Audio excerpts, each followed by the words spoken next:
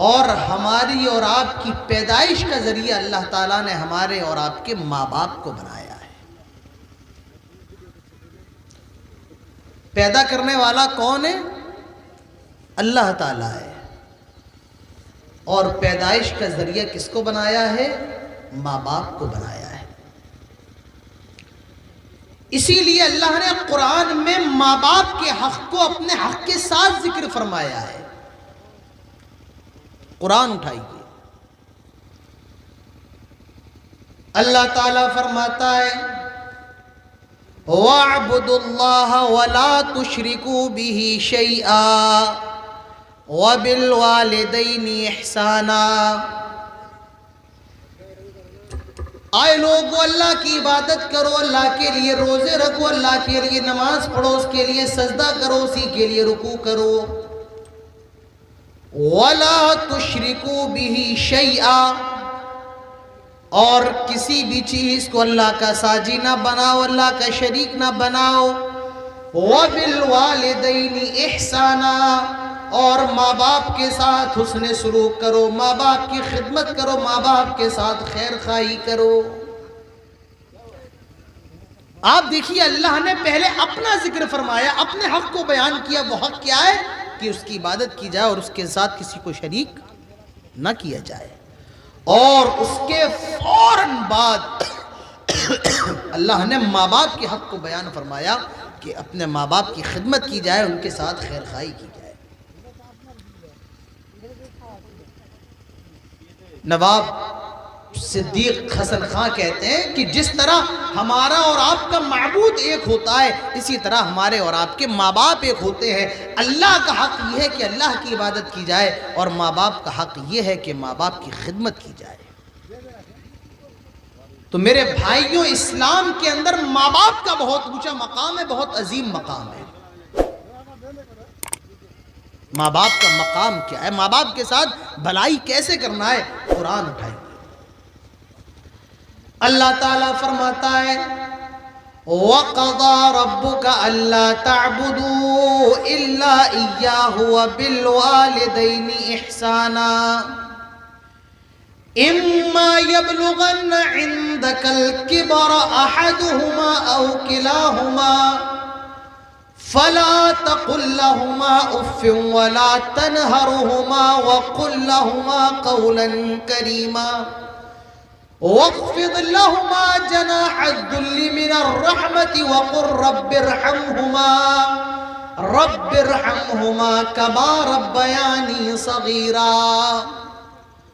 اور تیرے رب نے یہ فیصلہ کر دیا ہے، وَقَضَى رَبُّكَ، تیرے رب کا یہ فیصلہ ہو چکا ہے، اللہ تعبد الا اياه، صرف اللہ کی عبادت کی جائے اور اس کے علاوہ کسی کی عبادت نہ کی جائے۔ وَبِالْوَالِدَيْنِ إِحْسَانًا، اور ماں باپ کے ساتھ حسن سلوک کیا جائے۔ میرے بھائیوں، ماں باپ ہوتے کیا ہے؟ ماں باپ کا اسلام کے اندر مقام کیا ہے، مرتبہ کیا ہے؟ اس کو سمجھنے کی کوشش کیجئے، قرآن اٹھائیے۔ آج ہمارے اور آپ کی یہاں کا سب سے بڑا المیہ یہ ہے کہ ہم اور آپ قرآن سے کوسوں دور ہیں، قرآن سے بہت دور ہیں ہم اور آپ۔ ہمیں اور آپ کو قرآن پڑھنے کی توفیق نہیں، قرآن سمجھنے کی توفیق نہیں۔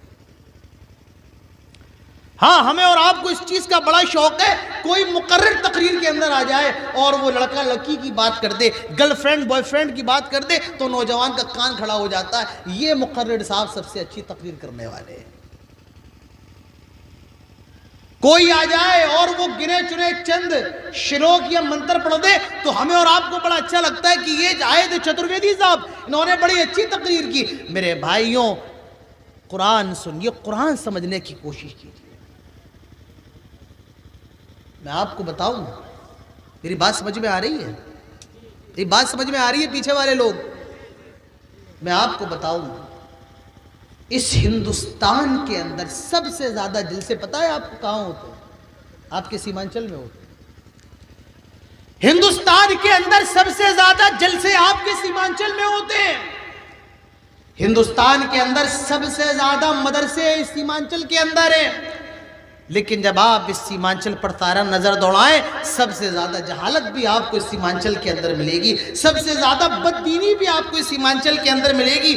اتنے مدرسے ہونے کے باوجود، اتنے جلسے ہونے کے باوجود بھی اگر ہمارے اور آپ کی دینداری نہ آ پائے، اگر ہمارے اور آپ کی یہاں سے بددینی نہ ختم ہو پائے، تو ضرور کہیں نہ کہیں غلطی ہمارے اندر ہے، ضرور کہیں نہ کہیں غلطی ہمارے مدارس کے تعلیمی نظام میں ہے، ضرور کہیں نہ کہیں غلطی ہمارے اور آپ کے جلسوں کے اندر ضرور ہے، تبھی آج ہماری اور آپ کی اصلاح نہیں ہو پا رہی ہے۔ میرے بھائیوں، قرآن سنیے، قرآن کو سنیے، قرآن سمجھنے کی کوشش کیجیے۔ نہ جانے آپ کے ذہن میں شیطان نے کیا بٹھا رکھا ہے، آپ لوگوں کے ذہن میں کس نے یہ خرابی پیدا کر دی ہے کہ بھئی جلسہ تبھی کامیاب ہوگا جب تک کوئی مقرر ایسا نہ آ جائے جو اپنے آپ کو چترویدی کہلاتا ہو۔ نہیں، میں چترویدی نہیں ہوں۔ آپ نے اشتہار میں بھی دیکھا ہوگا، میں آپ لوگوں سے معذرت چاہتا ہوں، لیکن حقیقت یہ کہ میں چترویدی نہیں ہوں۔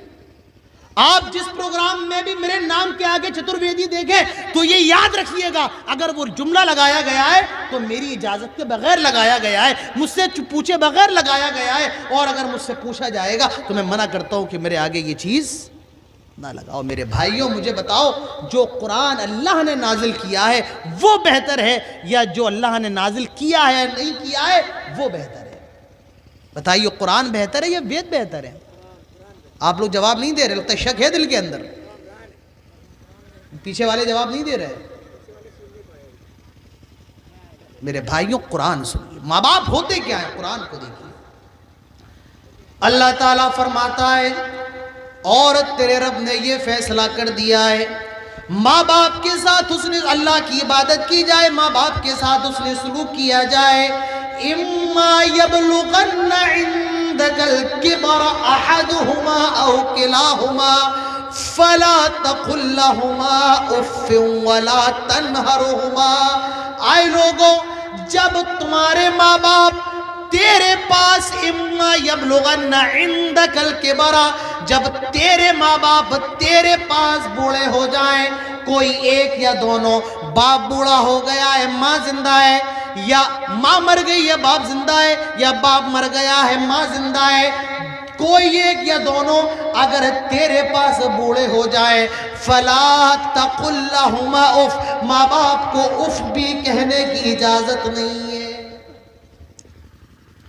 میں آپ کو نکتہ بتاؤں، اگر آپ قرآن میں دلچسپی رکھتے ہیں، اللہ تعالیٰ کیا کہہ رہا ہے؟ عندک الکبر، تیرے پاس جب وہ بوڑھے ہو جائیں، تیرے پاس، اولاد سے کہا جا رہا ہے، بیٹے سے کہا جا رہا ہے، اگر تیرے ماں باپ میں سے کوئی ایک یا دونوں اگر تیرے پاس بوڑھے ہو جائے، معلوم یہ چلا کہ ماں باپ اگر بوڑھے ہو گئے تو ماں باپ کی ذمہ داری کس کے اوپر عائد ہوتی ہے؟ بیٹوں کے اوپر۔ کس کے اوپر عائد ہوتی ہے؟ بولو، بیٹوں کے اوپر۔ کہا جا رہا ہے عندک الکبر، تیرے پاس کوئی ایک یا دونوں اگر بوڑھے ہو گئے تو فلا تقل لہما اف، ماں باپ کو مارنا، انہیں گالی دینا، جھگڑا کرنا تو بہت دور کی بات ہے۔ فرمایا جا رہا ہے اپنے ماں باپ کو اف بھی کہنے کی اجازت نہیں ہے۔ ایک سوال ہے، یہ بتائیے کہ تکلیف کا سب سے اونچا درجہ کون سا ہے؟ تکلیف کا سب سے بڑا درجہ کون سا ہے؟ کوئی بتا سکتا ہے؟ جو بچے پڑھنے والے، کوئی بتا سکتا ہے کہ تکلیف کا سب سے بڑا درجہ کیا ہے؟ تکلیف، سب تیار رہو، جو بتا رہا ہوں اپنے ذہن کے اندر لکھ لو، نوٹ کر لو۔ تکلیف کا سب سے بڑا درجہ ہے کسی کو قتل کر دیا جائے، کسی کو مار دیا، تکلیف کا سب سے بڑا درجہ ہے۔ اور تکلیف کا سب سے چھوٹا درجہ ہے کسی کو اف کہا جائے۔ اللہ فرماتا ہے اپنے ماں باپ کو چھوٹی سے چھوٹی تکلیف بھی دینے کی اجازت نہیں۔ یہ ماں باپ ہے میرے بھائی۔ فلا تقل لہما اف، خبردار خبردار، اپنے ماں باپ کو بھی کہنے کی اجازت نہیں ہے۔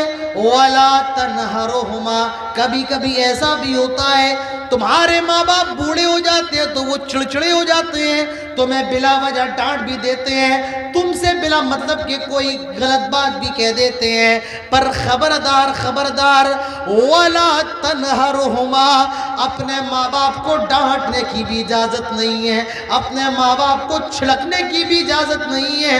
وَقُلْ لَهُمَا قَوْلًا كَرِيمًا، اور جب بات کرو تو بڑے پیارے انداز میں۔ آئے میرے ابو جان، آئے میری امی جان، اب ایسے اپنے ماں باپ سے بات کرو جیسے تمہارے منہ سے پھول جل رہے ہو، تمہارے ہونٹوں سے شہد نکل رہا ہو۔ وَقُلْ لَهُمَا قَوْلًا كَرِيمًا، آئے لوگوں ماں باپ کو اف نہ کہو، ان کو چھڑکو نہیں، اور جب بات کرو تو بڑے پیارے انداز میں۔ اس کے بعد کیا ذکر ہو رہا ہے میرے پیارے بھائیوں، دنیا کی ساری کتابیں اور دنیا کا سارا لٹریچر ایک طرف، اور قرآن کی اس ایک آیت کو ایک طرف رکھ دو میرے بھائیوں۔ ماں باپ کا مقام کیا ہے، اس آیت سے اندازہ لگاؤ۔ فرمایا جا رہا ہے وَاخْفِضْ لَهُمَا جَنَاحَ الذُّلِّ مِنَ الرَّحْمَةِ، آئے لوگوں اپنے ماں باپ کو اپنی رحمت کے بازوؤں سے ڈھانپ لو، اپنے ماں باپ کو اپنے رحمت کے پروں سے چھپا لو۔ جس طرح ایک پرندہ اپنے بچوں کو اپنے پروں میں دبا لیتا ہے، اپنے پروں میں دبا لیتا ہے، دنیا کی مصیبتوں سے بچاتا ہے، دنیا کی آندھیوں سے بچاتا ہے، دنیا کے طوفان سے بچاتا ہے۔ آئے لوگوں اپنے ماں باپ کو بھی اپنے پروں میں چھپا لو، دنیا کی مصیبتوں سے بچا لو، دنیا کی پریشانیوں سے بچا لو۔ وَقُلْ رَبِّ ارْحَمْهُمَا كَمَا رَبَّيَانِي صَغِيرًا، اور آخر میں ایک دعا بتائی جا رہی ہے، آئے اللہ میرے ماں باپ پر رحم فرما، جس طرح انہوں نے بچپن میں مجھ پر رحم کیا ہے۔ میرے پیارے بھائیوں، ارریا کے لوگوں، سونپور کے لوگوں، اس دعا کو یاد کر لو ماں باپ کے لیے، جو دعا قرآن ہمیں بتا رہا ہے۔ اس دعا کو یاد کر لو، میں پھر پڑھ دیتا ہوں۔ رب ارحمہما کما ربیانی صغیرا، رب ارحمہما کما ربیانی صغیرا، رب ارحمہما کما ربیانی صغیرا۔ آئے اللہ میرے ماں باپ پر رحم فرما، کیونکہ بڑے ناز و نعمت سے میرے ماں باپ نے پالا ہے، میری ساری تکلیفوں کو برداشت کیا ہے۔ میرے باپ نے میری ایک ہنسی کو دیکھنے کے لیے تڑپتا رہا، میری ماں خود کی لیے بستر پر سو گئی لیکن مجھے سو کے بستر پر سلایا۔ آئے اللہ میرے ماں باپ پر اس طرح رحم فرما جس طرح بچپن میں انہوں نے مجھ پر رحم کیا ہے۔ اتنا اونچا مقام ہے ماں باپ کا۔ آج ہمارا اور آپ کا کیا حال ہے؟ آپ